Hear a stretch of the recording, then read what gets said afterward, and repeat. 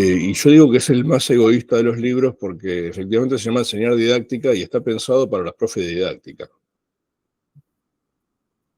Una deuda que tenía, digamos, con mi propio campo disciplinar, de escribir acerca de mi propio campo disciplinar, pero digo, hay un par de analogías que puedo sacar del libro y llevarlas a cualquier campo disciplinar, y de algún modo Sol me estaba pidiendo que haga eso con ustedes, ¿no?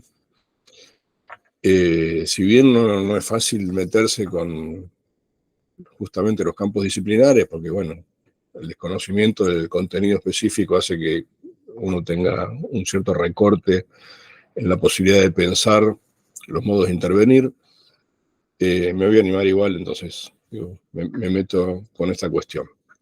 Disparo las primeras frases, las primeras ideas, después les devuelvo la palabra y a partir de ahí, si quieren, estructuramos un poco el intercambio. En particular, a mí lo que me preocupaba, yo puedo contar la anécdota del libro, porque efectivamente el libro es el resultado de una anécdota. Cuando yo hice la maestría en la UBA, Edith Lidwin, que era un prototipo histórico, académico de esa universidad, dirigía el taller de tesis. Esto fue hace 20 años atrás. Entonces, cuando empezó a indagarnos acerca de qué cosa queríamos escribir cada uno, yo le dije, Edith, yo quiero escribir acerca del método. Y Lidwin me dijo, no puedes escribir acerca de eso porque es un tema viejo, está superado, no es el tema de la agenda. Digo, lo que pasa es que a mí me interesa porque creo que ahí hay una variante derivada de la idea de construcción metodológica con la cual me quiero meter, porque lo que veo que sucede en mi campo es que nos fuimos al extremo de decir cada cual hace su propia construcción metodológica, o sea, cada cual enseña como se dé la gana, teniendo en cuenta el contenido, teniendo en cuenta el estudiantado y teniendo en cuenta la coyuntura particular, ¿no? Y yo en ese entonces ya creía, digo, mantuve esa idea después, de que no era suficiente con decir, bueno, tomo en cuenta el contenido, tomo en cuenta el estudiantado y tomo en cuenta mis propias particularidades en relación a la coyuntura y hago lo que puedo construir. En verdad yo tenía la idea de que se podía como formalizar una propuesta de intervención metodológica desde el contenido y que había que escribir sobre eso. Finalmente no me dejó. Tanto no me dejó que me dijo, mira, si escribís sobre eso no vas a aprobar. Así que olvidé ese tema. Unos cuantos años después me convocaron del Infot cuando recién yo estuve trabajando en el Infot en su origen, con Cristina Davini, y épocas posteriores después, cuando yo fui ya al ministerio, a la Dirección Nacional, no me acuerdo, estaba Marinés Bolmer ahí, me convocó junto con una colega de Lomas que estaba en ese entonces, Vera Rexach. ¿Vos la conocés por ahí, Sol? Es de tus tiempos. Bueno, alguien que se dedicaba, pobre, porque falleció a las tecnologías, y me dijo, ¿por qué no haces un foro con profes de didáctica? Ah, genial, dije yo. Y entonces inicié el foro con la pregunta, che, ¿ustedes consideran que hay un método para enseñar didáctica? O sea, lleven la analogía como si yo les preguntara a cualquiera de ustedes, a Sabrina, su profe de artes visuales, ¿sí? Che, ¿hay un método para enseñar artes visuales? O le preguntara a su... yo en ese entonces recopilé todas las intervenciones en ese foro y bastante tiempo después, este año, terminé de escribir el libro que quería escribir para mi tesis de maestría, que era sobre el método. Entonces, mi propuesta ahí es que hay como una intervención desde cada campo disciplinar que incluye ciertos componentes, esa intervención, que no pueden ser dejados de lado y que de algún modo es lo que resulta común a todos y a todas nosotros. Y lo llamé medio en serio, medio en broma, método murguero, tomando la idea de la murga rioplatense. A mí en particular me gusta la murga, suelo ir a ver murga. Y es como que se miran entre ellos y ellas, y entonces algunos de los miembros de la murga pasan al centro del círculo y hacen como unas, sobre todo con esa clásica patada que hace la murga rioplatense, una patada bien para arriba.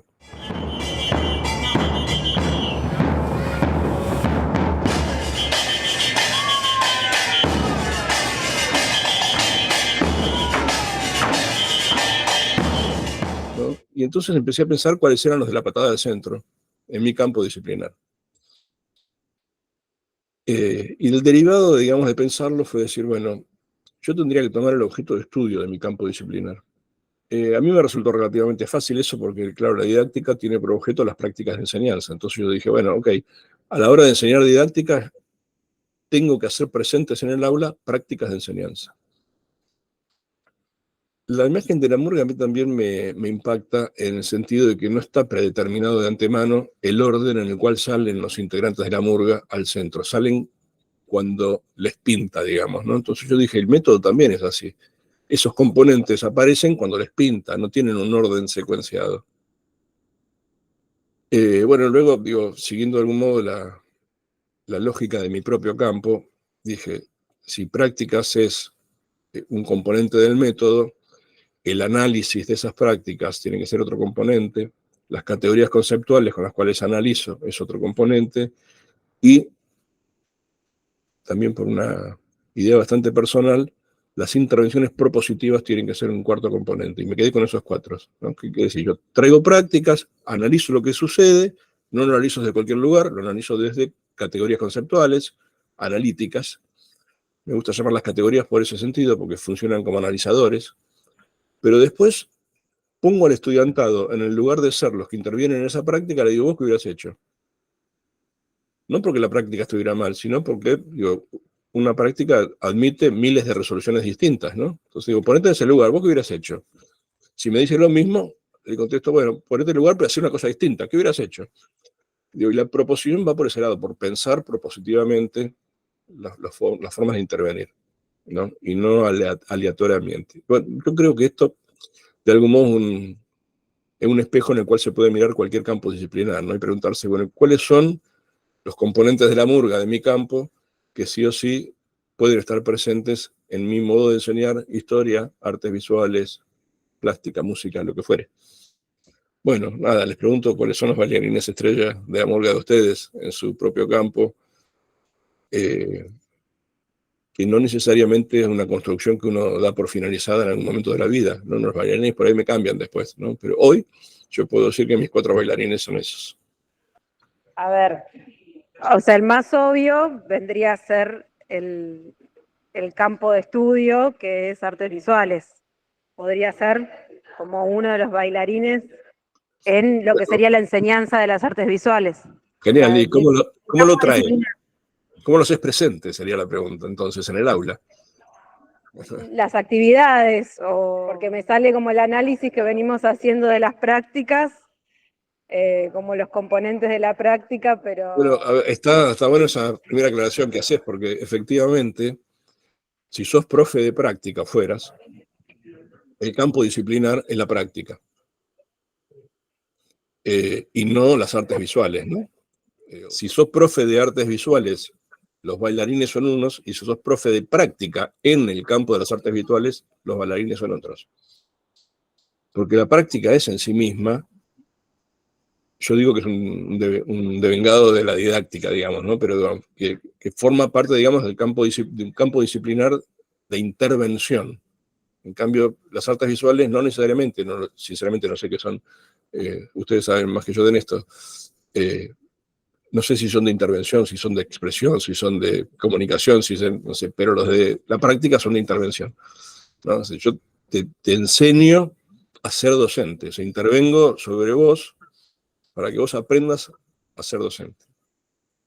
Y esa intervención tiene un modo de intervención bien particular, ¿no? Que hay que pensarlo también como campo disciplinar. Ya.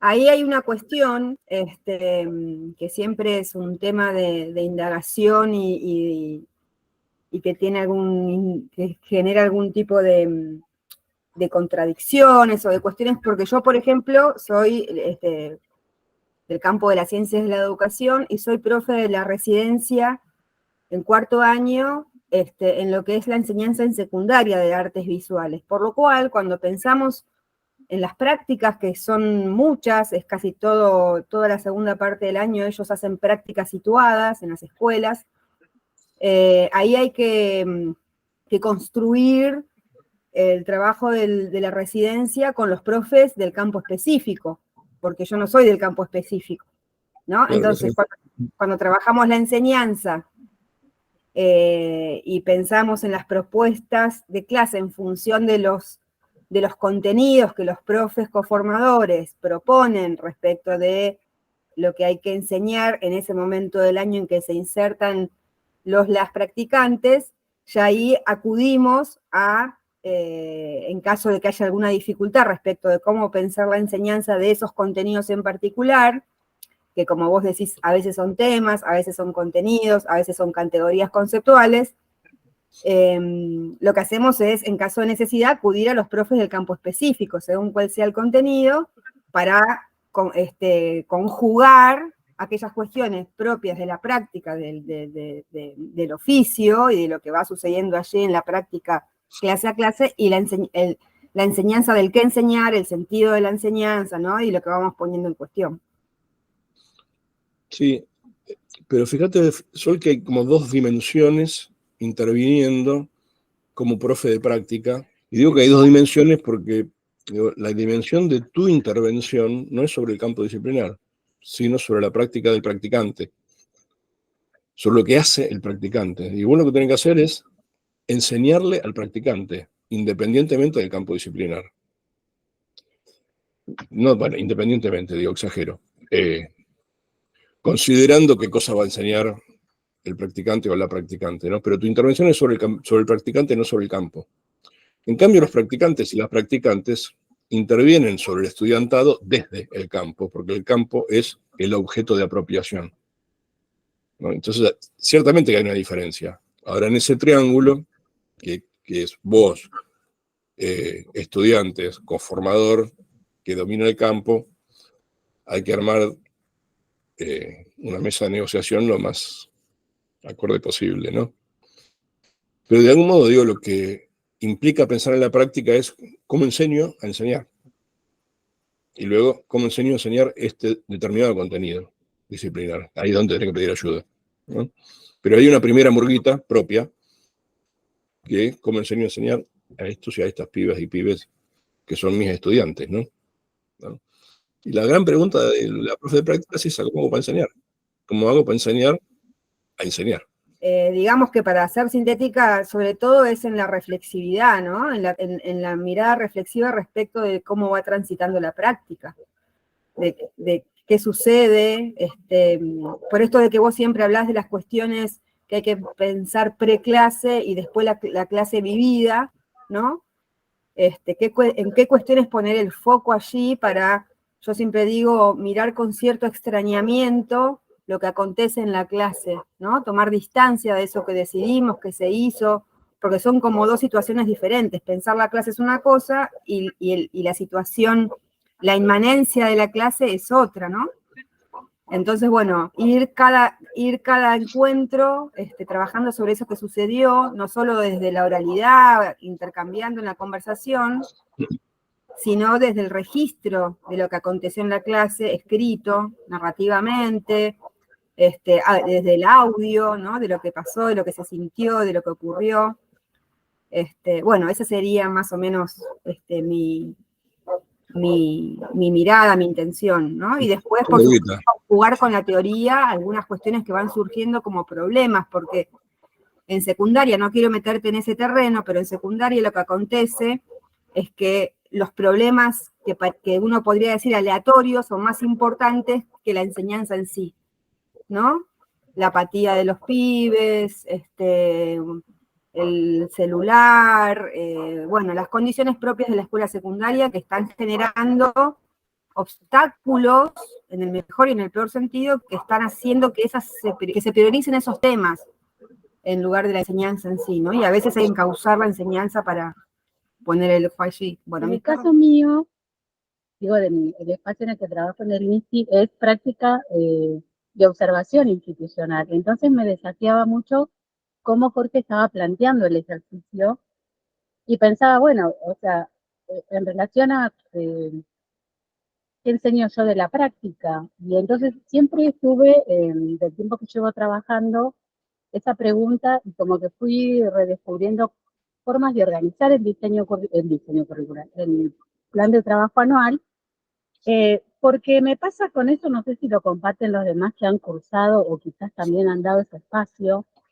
es como una cuestión que está vinculada con esto. El campo de los estudios institucionales, por lo general, cuando entras a la escuela, son categorías que a veces a confirmar o no, pero digo, ha sucedido tanto en el medio desde que se escribieron esas categorías analíticas, a cómo está hoy la coyuntura, la práctica docente y los sujetos, que hay un desfasaje enorme en relación a eso, ¿no? Y, y bueno, y vuelvo sobre el punto, digamos, Jorge, con lo que nos trae, yo me he quedado pensando en relación a, bueno, entonces, ¿cómo vuelvo a repensar mi campo, no?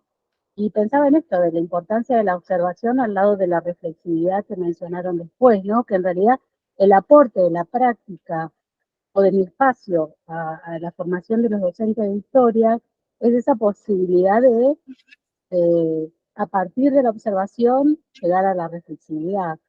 Digamos, y ese sería como el punto, no recuerdo la metáfora que usaste con lo de la murga, pero sería el punto central de todo, ¿no? Por eso después, de 2 años a esta parte, lo que decidí trabajar es, en vez de cómo las instituciones se organizan, entrar por los conflictos y las fracturas. Y este año modifiqué y empecé por los vínculos, ¿vos sabés? Y me dio otros resultados, porque en realidad, porque yo también digo, perdón, me faltó ese detalle, la observación que hacen los estudiantes con los que trabajo en el INSTI es la escuela media. Y la escuela media es lo que decía Sol, está detonada por solo usar un término y no ocupar más espacio. Sí, me parece bien tu propuesta.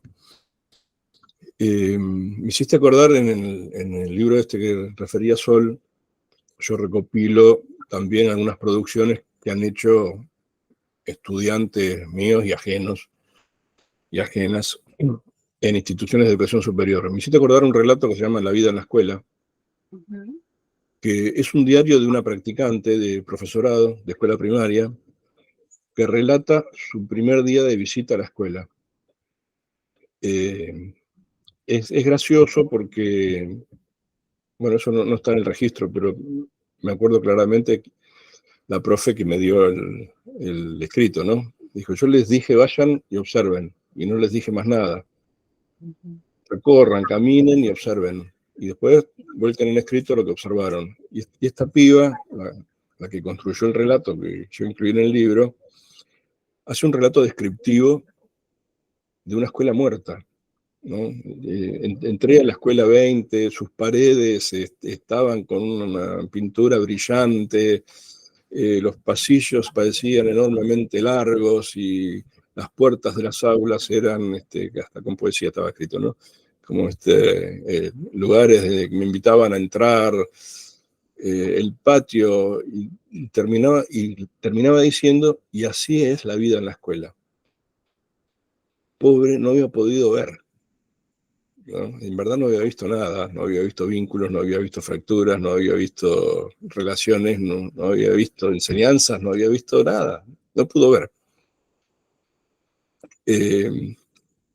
Y entonces, digo, es esto que estás diciendo, bueno, pongo una categoría desde la cual filtrar la observación, a mí me parece valiosa como intervención de la observación. Ciertamente que la observación es en sí misma uno de los componentes de tu murga, ¿no? Digo, se va a la escuela y se observa, pero claro, con la misma lógica hay que enseñar a observar, ¿no? Aún utilizando una categoría predefinida, ¿no? Bueno, vamos a observar vínculos. Bueno, ¿a qué cosa llamamos vínculo? ¿Desde dónde veo un vínculo y qué rescato de los vínculos? Lo tengo que enseñar, ¿no? Para que alguien pueda centrar su mirada en qué está pasando allí, particularmente allí. Pues luego las categorías se amplifican, ¿no? Porque decís, bueno, paso de los vínculos a las fracturas, paso de las fracturas a los conflictos, paso de los conflictos a las resoluciones, paso de las resoluciones a las armonías, paso de las armonías, y puedo ir pasando de algún modo por distintas categorías, y la observación empieza a alimentarse de categorías. Y convierto la observación en una observación analítica también, ¿no? Digo, observo analizando. Esto es, veo la vida de la escuela viviéndola, y no veo la vida de la escuela describiéndola, ¿no? Allí también pesa sobre este campo una tradición maligna, sobre todo herencia de los 90, en donde la observación institucional se reducía a que mostrame el proyecto institucional de la escuela, mostrame los actos administrativos de la escuela, mostrame los libros que firman las maestras, los maestros, mostrame, porque así yo voy a aprender lo que se hace en la escuela, pensando que eso tiene algún sentido. Esa referencia que hacía recién Sol a la preclase, a las decisiones preclase y a las decisiones en clase, en verdad interpelan justamente ese tipo de decisión, ¿no? ¿Por qué hago hacer lo que propongo que hagan? Lo cual es el sentido de que un estudiante o una estudiante haga lo que yo le digo que haga. ¿Por qué sería valioso ver el libro de asistencia? ¿O por qué sería valioso ver un proyecto institucional ajeno que no entiendo, que no me dice nada? ¿Cuánto más valioso sería que la directora me diga, acá lo que pasa es esto, digo, y escucharlo desde la voz de uno de los actores o de las actores de la institución, más que de un papel escrito? Digo, bueno, la interpelación del sentido es como el ordenador primero de las decisiones. Y yo creo que desde allí uno empieza a construir la propia intervención, ¿no? Dice, bueno, me interpelo desde el sentido y desde ahí construyo mi propia murga de intervención, pero interpelado desde el sentido, porque si no lo paso por allí, la tradición me come. Y no lo digo despectivamente, el término tradición, ¿no? Lo digo desde la lógica de la construcción del rol. El rol se ha construido desde sus tradiciones y soy parte de esas construcciones, y entonces tengo en mí esas construcciones. Y entonces cuando la murguita no me sale, lo que seguro me sale son las tradiciones.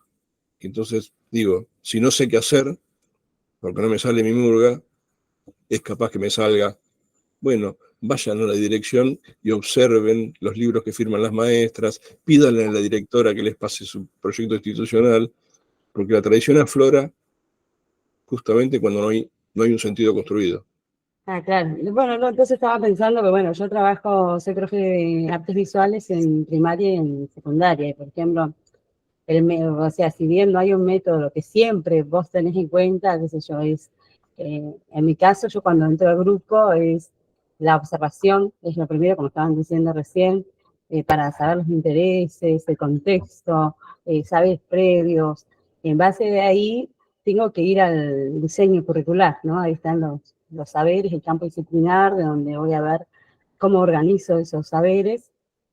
Y bueno, después siempre en una clase así típica, lo que no puede faltar es esto, la presentación del tema que vamos a trabajar y la producción. Siempre en lo que es esas artes visuales siempre hay una producción, ¿no? En base en la parte teórica es más que nada, qué sé yo, explicación, un video, lo que sea, pero siempre lo que más se trabaja es la producción de cada estudiante que tiene que ver con construir su propia mirada, ¿no? La mirada del tema que estamos trabajando, la observación del mundo, de lo que piensa de su barrio, lo que piensa, ¿no? Y se trabaja mucho eso, con la construcción de la mirada y después también la reflexión, que en realidad es la socialización de esas producciones que amplía el universo funcional, ¿no? Cómo de un mismo tema por ahí pueden salir distintas producciones y eso después va a enriquecer la mirada del conjunto porque ver cómo hizo, no sé, la representación de determinado tema, todos los hacen diferentes y nos vamos,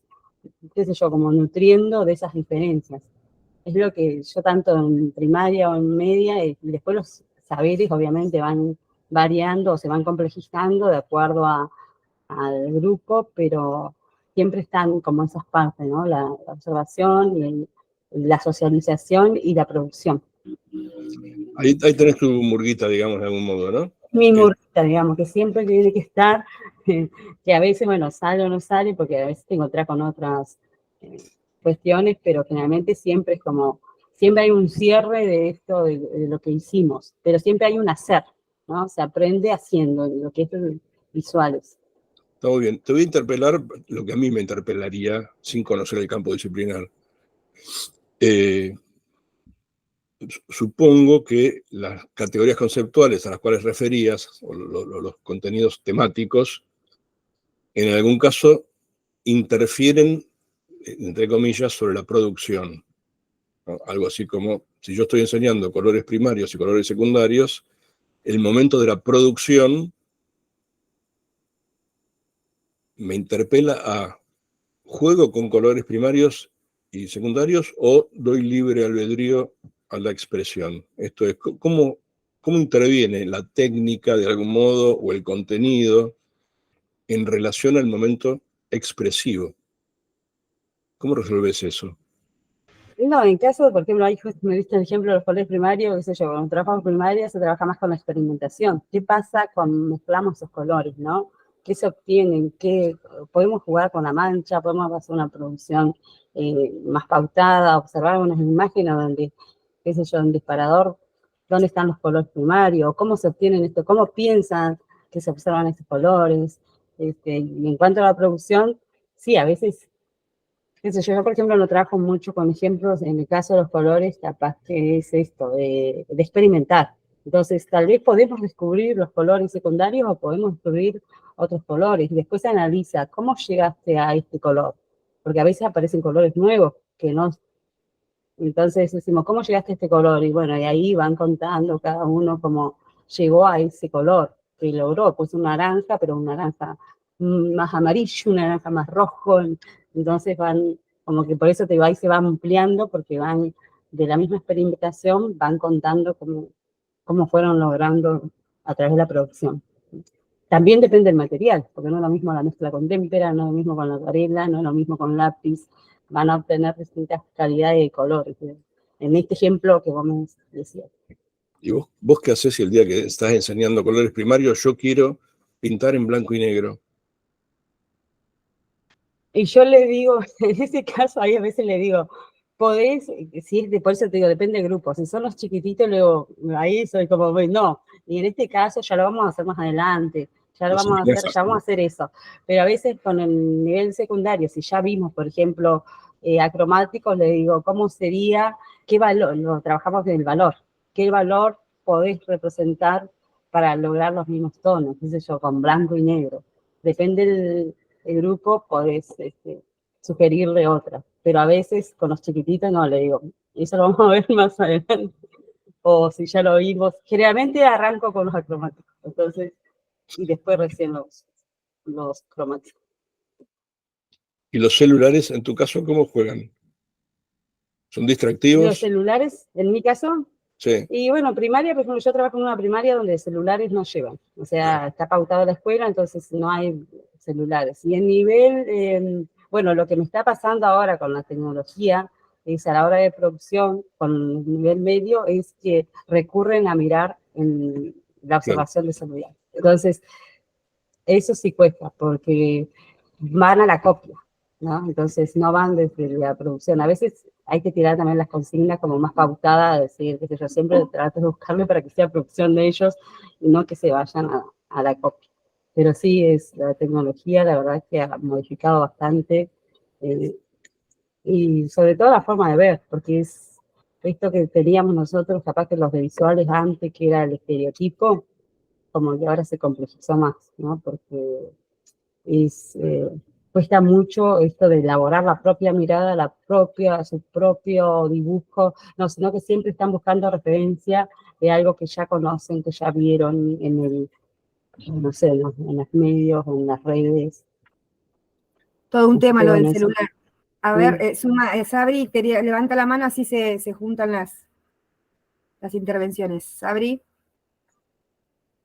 Sí, perdón, volviendo un poquito para atrás antes de lo de los celulares, en relación porque me interpeló mucho la pregunta de Jorge en relación a dejar que se exprese qué pasa cuando se quiere salir de la consigna y de alguna manera, ¿no? Como hasta dónde dejar que también eso fluya. Y pasa, o sea, nos pasó, creo que a todas, todos, cuando pasamos por los espacios específicos de la formación, dibujo, pintura, y que cuando la consigna quizás es más abierta, te da lugar como a esto, como a no darle tanta bola a esos límites porque son difusos. Entonces, desde mi experiencia me di cuenta de que es muy importante en la consigna y los ejemplos y el desafío de utilizar eso, como encontrar el desafío para que tengan que utilizar, por ejemplo, los colores primarios y secundarios, que no les quede otra de alguna manera, ¿no? Como que es lo más difícil, esto de que decimos de como la consigna con sentido, que y ahí es cuando en ese esfuerzo, en ese desafío por utilizar un elemento del lenguaje visual específico, por ejemplo, no les quede otra de alguna manera, por la razón que sea, si es lo que queremos enseñar, ¿no? Pero es la pregunta nodal, me parece, de todo, a todos nos pasó en algún momento. Lo preguntaba porque la murguita de Zulma incluía la expresión, y justamente la expresión tiene un componente de autodeterminación. Y ahí es cuando entra en conflicto sobre lo dado, ¿no? Sí, y lo que dice Sabrina es eso, que efectivamente es una de las tensiones que tienen ustedes como profes de las artes visuales en las escuelas. Perdón, y una cosita más, que también tomo lo de Zulma porque me parece re interesante cuando hay estudiantes que desafían esos límites, porque también creo que tiene que ver eso con la estudiante, con el estudiante y sus gustos y sus preferencias, como también tomarlo como, bueno, más adelante lo vamos a trabajar o tenerlo en cuenta para próximas propuestas, que también es súper rico porque se va generando también ahí como el interés en el mismo espacio, ¿no? Así que eso. Ahora, digo, también como para bajar la presión, ¿no sería de algún modo parecido si un profe de matemática propone resolver un problema y la respuesta del estudiante o la estudiante fuera, profe, gracias, no tengo ganas de resolver ese problema? En el caso de las artes visuales, ¿no sería de algún modo igual? Si bien, digo, el componente expresivo marca una diferencia, hay como una intervención socialmente dirigida por la selección de contenidos formativos que creemos son parte de la ciudadanía, ¿no? Y a lo mejor, digo, eso libera nuestras tensiones, digo, esta distinción entre colores primarios y secundarios, y por lo tanto, si vas a expresarte, hacelo con el uso de primarios y secundarios, es porque estoy formando ciudadanía y ese es un componente, uno más, de la formación de los ciudadanos y las ciudadanas. Digo, desde ese lugar uno podría decir, te impongo, ¿no? Sí, no, estaba pensando que en realidad en las artes visuales no hay un resultado esperado como sí puede haber en las matemáticas, ¿no? Entonces, porque me quedé pensando en algunos ejemplos más, porque sí, nos ha pasado, evidentemente, que te dicen, no, yo eso no quiero. A veces, porque ahí está donde está también la reflexión. Yo a veces los digo, bueno, ¿no quieres trabajar con los primarios? ¿Puedo poner otro color? Te dicen. Bueno, usá todos los colores, porque si el fin era que ellos sepan distinguir los colores primarios y secundarios y después lo pueden hacer cuando muestran su producción, está logrado el propósito que nos habíamos propuesto, ¿no? Para esa clase. Entonces, yo veo que es como más abierto en las artes visuales. Yo a veces no me pongo, es que sí o sí tenés que hacerlo porque Si yo sé que ese estudiante o ese estudiante ya lo sabe y quiere usar otros colores, sí, porque después él al momento de compartir, de socializar, o va a saber poder nombrarme los colores primarios y secundarios. Que capaz que en la matemática tienen que llegar. Ahora, cómo lleguen al resultado puede ser, el método puede ser diferente, pero sí tienen que llegar a un resultado esperado. Yo pensaba, me parecía eso, ¿no? Bueno, lo que decís es parte del intríngulis de cualquier intervención docente, ¿no? El ejemplo de matemática nos cierra un poco, pero no porque tenga que llegar a un resultado, sino porque tiene que resolver el problema, que es el objeto de enseñanza. Te estoy enseñando a resolver un problema y vos tenés que resolverlo, ¿no? Y eso, si eso significa llegar a un resultado, ok. Pero finalmente, resolver el problema, como se te dé la gana, sería un modo bastante análogo de decir, ok, pintarlo como quieras, si total igual vas a poder discriminar primarios de secundarios, que es lo que yo quería que hicieras, ¿no? Digo que es el intríngulis de cualquier intervención de enseñanza, ¿no? Digo, poder manejar lo homogéneo, dirigido, que es lo que hacemos todos y todas, ante la diversidad, decir, bueno, yo te marco un modo de llegar a aquello que te estoy, de llegar, digamos, a apropiarte de aquello que te estoy enseñando. Pero si lo haces por otro vía, bienvenido sea. Ahí se nos complica. A ustedes supongo que se les debe complicar más todavía, pero a todos se nos complica cuando dejamos que el otro construya o la otra construya por su propia cuenta, sobre todo cuando en algún momento de su propia construcción se pierde, ¿no? Entonces yo te digo, yo te dije que fueras por este otro lado y vos no quisiste. Ahí se esconde en lo que planteaba Zulma recién, un problema creo que incluso del campo epistemológico. Cuando Zulma dice, en nuestro caso el campo es más abierto, ¿no? Ahí hay una cuestión vinculada al campo disciplinar de la matemática, de la lengua, de las artes visuales, como si en artes visuales fuera posible una intervención del estudiante más libre y que finalmente llega al mismo resultado desde diferentes caminos.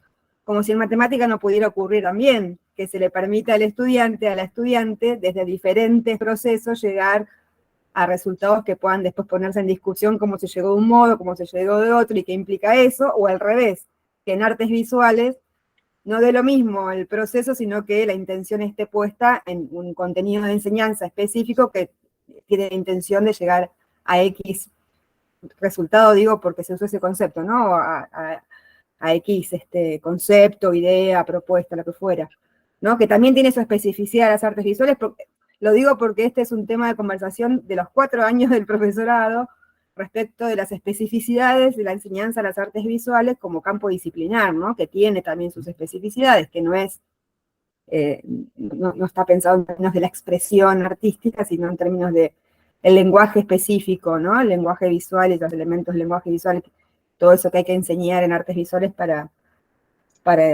trabajar sobre un campo disciplinar que existe, ¿no? Y que es un derecho a enseñar y aprender. Yo creo que acá está como el corazón de las intervenciones en el campo de la práctica, ¿no? Porque vuelvo sobre las tradiciones, me gusta explicarlo desde ese lugar, a lo mejor exagero, pero digo, poniendo como categoría la tradición como una cosa tan fuerte, ¿no? A lo mejor exagero, pero bueno, me sale, así que me mando igual. La práctica está como muy autodefinida a partir de la planificación. El profe de práctica pide planificación, el coformador ve la planificación, el estudiante resuelve la planificación. Yo, digamos, reniego en parte de la entrada por ese lado, porque esto que estábamos discutiendo, de algún modo intercambiando recién, es anterior a la planificación, ¿no? Y en todo caso, la planificación, y yo diría, hacela como se te dé la gana, no hay formatos, digo, organiza tu clase como quieras, ¿ve? Como la tenés que comunicar, comunicala de un modo entendible para quien tiene que leer, ¿no?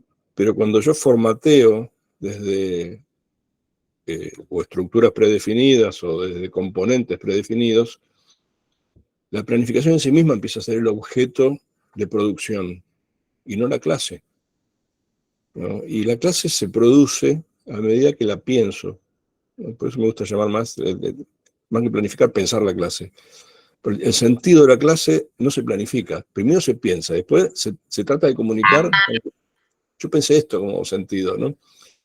Y las categorías conceptuales primero se piensan, porque digo, bueno, colores primarios y secundarios puede ser un tema de jardín de infante y un tema de sexto grado, pero los componentes de unos y otros es distinto porque las categorías que intervienen en unos y otros son distintas, pero si yo no logro discriminar eso, tampoco voy a poder intervenir como practicante sobre el estudiantado al cual estoy dando mi práctica, con claridad y direccionalidad de cómo los voy llevando hacia la apropiación del contenido. Y eso se piensa, y en todo caso después se vuelca sobre una agenda escrita, ¿no? También me molesta un poco la supervisión que se hace sobre las planificaciones, porque no me pregunten qué haría yo, porque sinceramente no lo sé qué haría para primaria y secundaria. Digo, puedo contestar cómo lo resuelvo en superior, pero no sé qué haría en primaria y secundaria al respecto, ¿no? Pero lo que veo,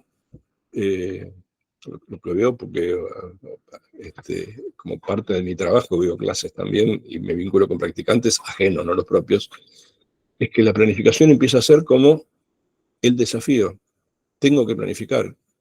Y yo esperaría que me digan, tengo que pensar la clase, y ese fuera el desafío. Y que el siguiente desafío fuera, ¿cómo comunico esto que pensé?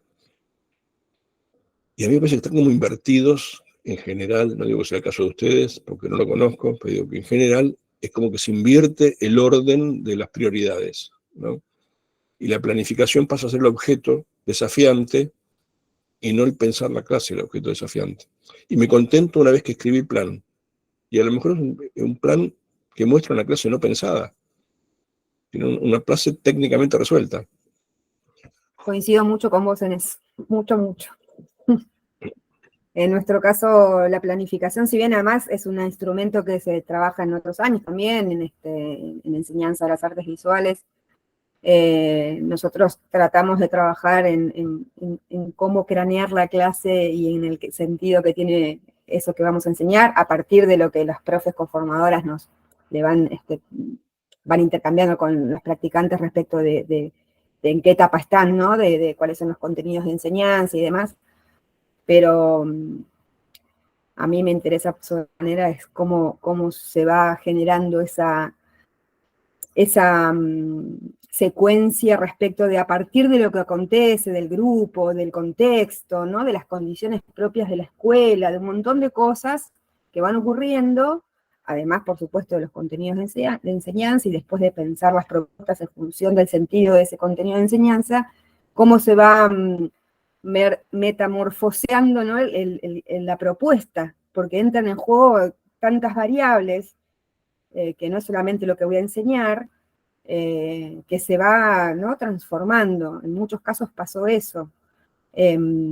Yo ahí, y para darle un poquito, si no quieren preguntar alguna otra cosa, un poco ya de cierre, porque prometimos que fuera más o menos breve el encuentro, sin decir quién, hay uno de los estudiantes que a mí me quedó resonando una frase que planteó al principio de las prácticas, cuando fue a la observación, que dijo algo así como que era imposible dar clases en secundaria, que no había forma de enseñar para quienes no quieren aprender y que la práctica iba a ser un trámite finalmente porque no había no había forma de visualizar algo que se pudiera hacer en la escuela secundaria.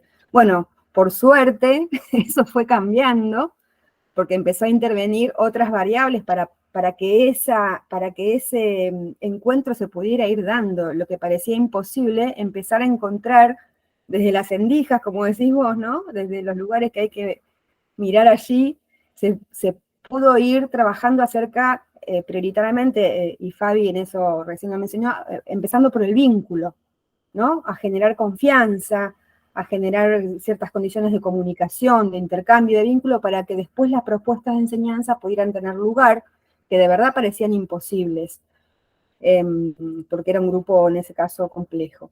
Y ahí vos, en aquel encuentro que tuvimos, hablabas de estas condiciones afectivas y cognitivas, ¿no?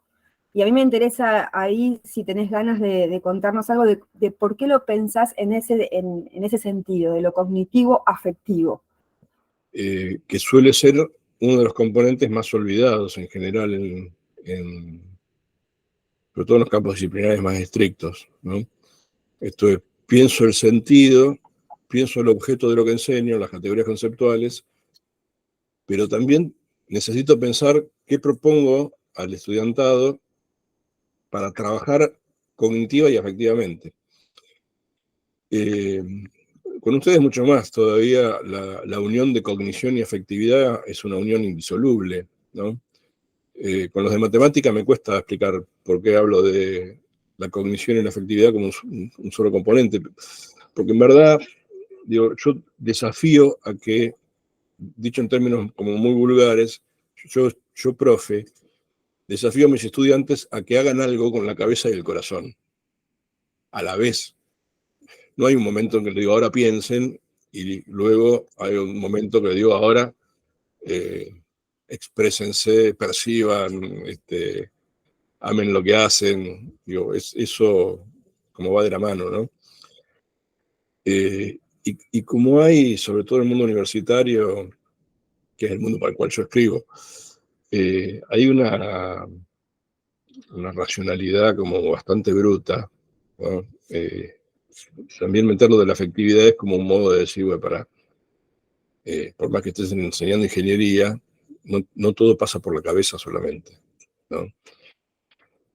Porque la formación, independientemente de cualquier campo disciplinar, incluye sentidos, incluye dominios de cognición, pero los sentidos son los que dotan a los dominios de cognición de exigencias de afectividad. Esto es, para ser un buen ingeniero, tengo que saber calcular estructuras, tanto como no cagar a los otros, ¿no? O sea, no sería un buen ingeniero si sé resolver las escrituras, pero soy estafador. Digo, finalmente tampoco sería buen ingeniero. Y entonces, digo, la construcción que se hace, cognitiva y afectiva, es una construcción a lo largo de la formación. Y me parece que cada uno de nosotros y nosotras, en cualquier campo disciplinar y en cualquier campo y nivel de la enseñanza, necesitamos preguntarnos cuál es nuestra propuesta para nuestros estudiantes y nuestras estudiantes a nivel de la cognición, de lo cognitivo y de lo afectivo, pero como una unidad indisoluble y no como dos componentes distintos de la personalidad. Va por ahí, Sol. ¿Qué tal? Buenas tardes. Yo quiero mencionar un tema que no sé si suena a pregunta o este cambio de paradigma post-pandemia. ¿Qué puede decirnos a los que entramos en el ámbito educativo?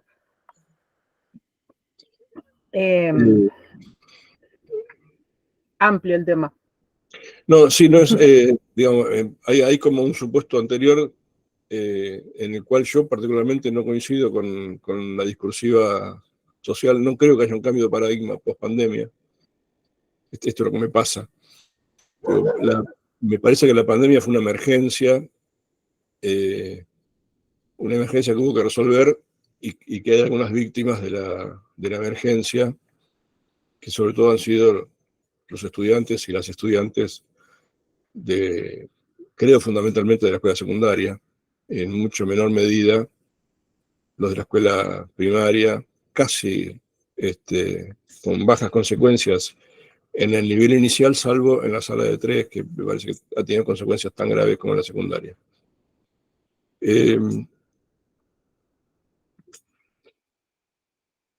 Sin hacer filosofía de esto, ¿no? Digo que el paradigma de la intervención, que es la cosa de la cual estamos hablando, ¿no? ¿Cómo intervengo para enseñar post pandemia? Y en ese sentido yo digo, no hubo tantas cosas que cambió acá, ¿no? Estamos, creo que todos y todas, enseñando del mismo modo que lo hacíamos antes, más el agregado de algunas cosas que descubrimos.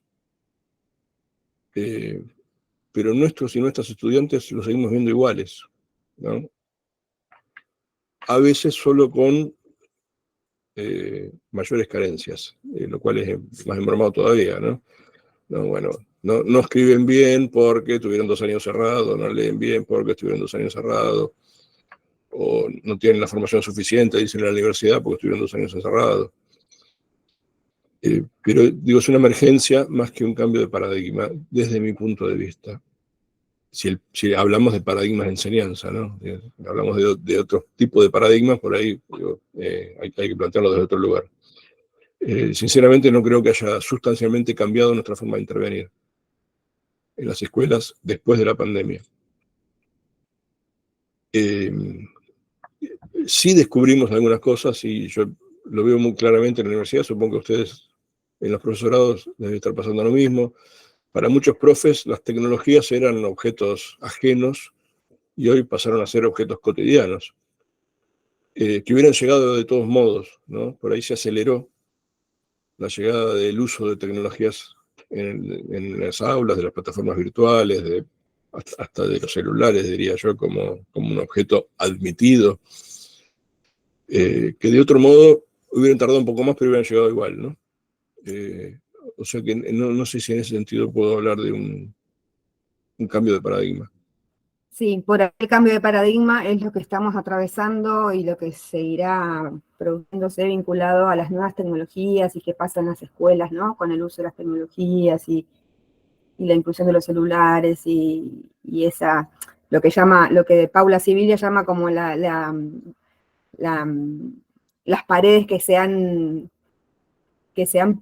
permeadas respecto de la realidad, ¿no? Y qué hacemos con ello cuando pensamos las prácticas de enseñanza y cuando pensamos la clase para no censurar la tecnología, sino incluirla en nuestro cotidiano dentro de las prácticas de enseñanza. Y cómo Sí, esa construcción de las nuevas subjetividades, ¿no? Las nuevas subjetividades, el giro, lo que llama el giro cognitivo y toda esa historia que hay que seguir poniendo en reflexión. Sí, decías. Sí, no hay forma de dejarla fuera. Claro. Pero digo, con pandemia o sin pandemia, ¿no? Tal cual.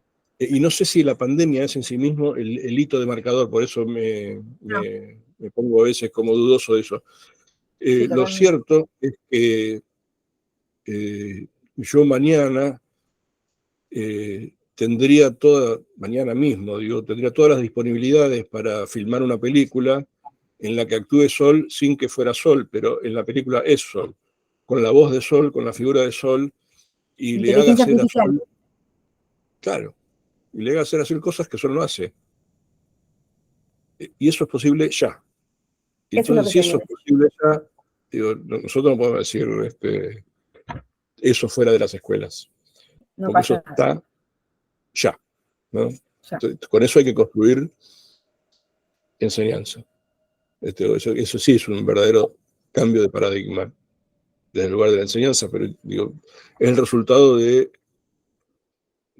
un cambio de época, ciertamente, y que las tecnologías se masifiquen y estén disponibles cada vez más cerca a cualquier individuo y cualquier individua, ¿no? Sí, y en ese sentido, el planteo que yo trato de hacer es que si tenemos que, una de las cosas prioritarias para mí es pensar en el sujeto que aprende, estamos hablando en este caso de secundaria, podríamos hablar de primaria, es quién es ese sujeto, cómo se comunica, cómo se vincula con el mundo, ¿no? Cómo construye información, cómo construye vínculos en un mundo como este, ¿no? Que se viene complicado además para nosotros en particular. Sí, digamos que las escuelas y las aulas son espacios que se construyen colectivamente y se construyen con los aportes que hacen cada uno de los sujetos y cada una de los sujetos que participan dentro de ese espacio. Es posible construir un aula en la cual no todos y todas estén con los celulares jugando un jueguito con otra persona que está fuera del aula. Digo, es posible si tiene sentido estar dentro del aula, ¿no? Si vale la pena. Y yo creo que nuestro desafío es ese, hacer que valga la pena estar en el aula vinculados con algo que les estamos proponiendo hacer nosotros y nosotras colectivamente y no individualmente. Y eso sí que es difícil, ¿no? Porque la tradición es que en mi tiempo de ocio, cuando otra cosa no me interesa, agarro el celular y me pongo a chatear o agarro el celular y me vinculo en línea con otra persona y me pongo a jugar. Y la solución no es prohibirlo, la solución es construir un sentido distinto a eso. Claro. Y eso sí que es difícil. Muy. Bueno, Jorge, no quiero retenerte más. Muchas gracias, como siempre.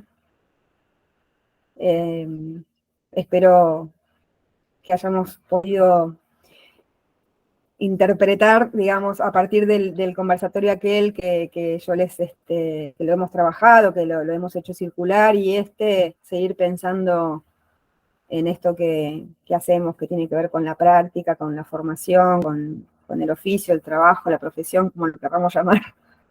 Y en este mundo que se viene, que está difícil, y que bueno, pero nuestro lugar siempre es de compromiso, de una construcción ética, política, que tiene que ver con enseñar, y me parece que está bueno siempre poner en reflexión estas cuestiones. Y lo que viene exige más que nunca poner en discusión estas cuestiones. Así es, y encontrarnos.